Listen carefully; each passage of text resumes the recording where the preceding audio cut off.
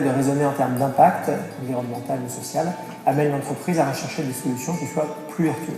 À titre d'exemple, nous proposons à nos clients les panneaux, les cols ou les vernis les moins polluants, mais ce n'est pas toujours possible en termes d'usage. À la fabrique, les employés sont tous membres du conseil d'entreprise qui traite des questions de vivre et travailler ensemble. L'atelier reste aussi ouvert aux salariés en dehors des heures de production pour réaliser leurs projets personnels. La société compte même une cuisinière pour assurer la prise de repas en commun.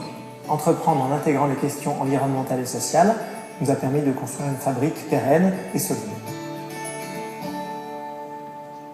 Bonsoir Fabrice Poncet, félicitations, Bonsoir. Un grand bravo. Merci.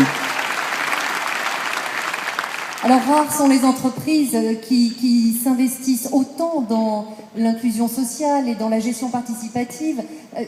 Comment on reste fidèle à ses convictions dans la gestion d'une entreprise?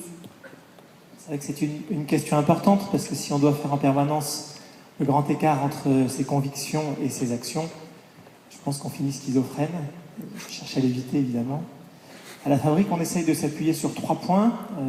Le premier, c'est quand on veut rester fidèle à ses convictions, il faut savoir que des fois on va perdre.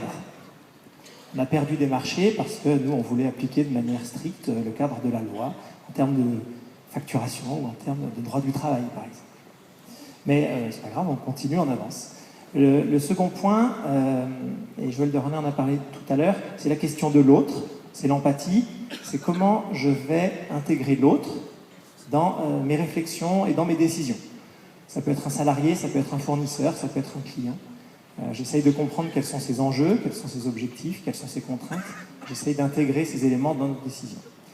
Et puis, ce qui reste pour nous la ligne vraiment directrice, c'est de se rappeler en permanence, au moment des choix, quelles sont nos convictions et quel est notre projet. Et notre projet, il est de créer à Lyon des emplois manufacturiers de bonne qualité, non délocalisables. Et notre conviction, c'est que l'entreprise est un facteur de paix, peut être un facteur de paix.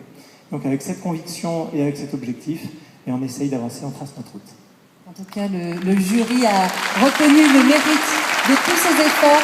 Ce trophée vous revient. Félicitations encore et je vous laisse gagner l'espace photo pour l'immortalité.